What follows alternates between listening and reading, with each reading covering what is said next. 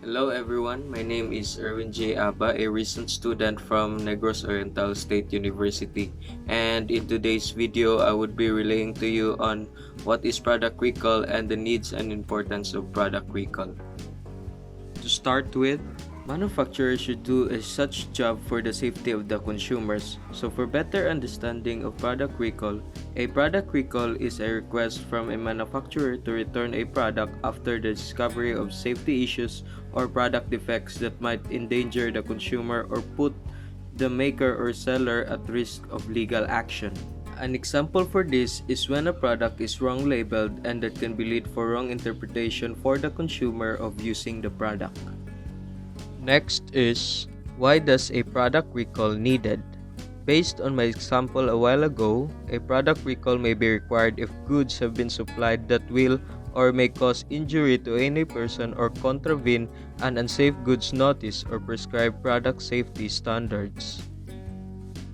So next is when we do or consider a recall.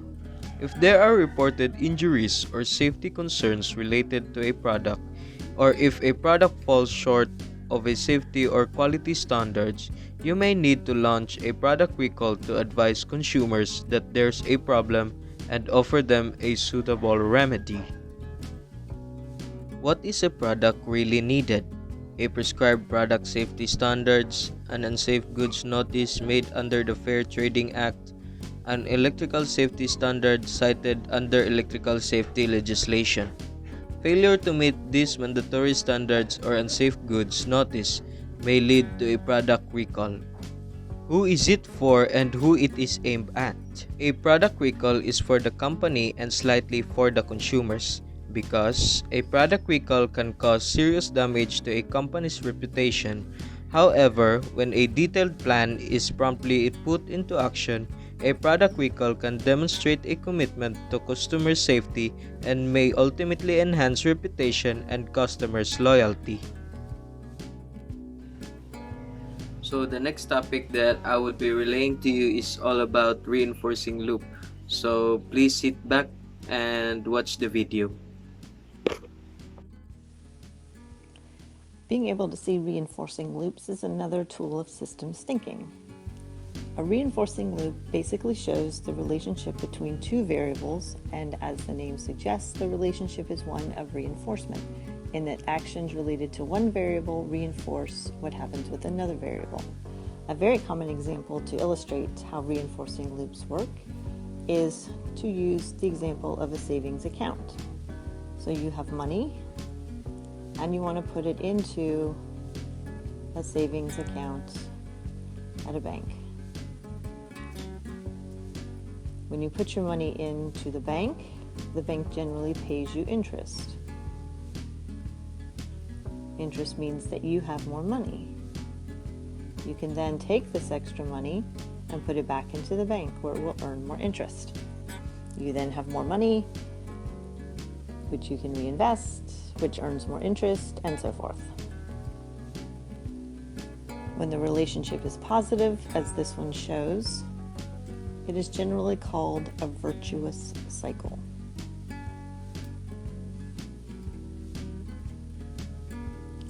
Let's take a look at a workplace example. So let's suppose that you have an employee and you want the employee's productivity to increase. Generally, we might start providing positive feedback for the behaviors that we want to reinforce. This positive feedback leads to greater productivity. Greater productivity gives us more reason to provide feedback. More feedback, again, leads to greater productivity. And we hope that all of this leads to very happy employees. And productive, of course. To go back to our first example, though, we know that seldom do loops like this occur in a vacuum. So generally, there are things on the outside of the system that are influencing what's going on inside the system. So for example, we can look at interest rates that would influence the cycle of earning more money by having our money in a savings account. In terms of the employee, we could get to a point where the feedback actually becomes detrimental to productivity, or we could have an outside factor influencing the ability of the employee to be productive. These could be perhaps changes in processes external to the system, or new laws, or changes in technology. Anything that would influence the way the employee does their work. And an interesting example of a reinforcing loop occurs in our own minds, and this is what we tend to refer to as the confirmation bias. So confirmation bias simply means that when we take in information, we generally take in the information or prefer the information that already aligns with our existing views. So for example, we begin with an existing belief. We are then presented with new information.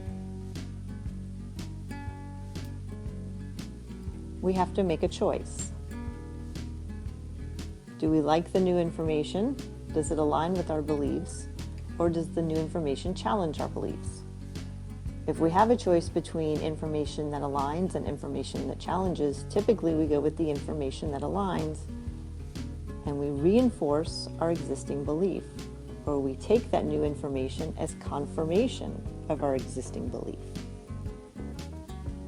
We also see reinforcing loops in enabling relationships in which one partner will enable or reinforce the undesired behavior of the other partner.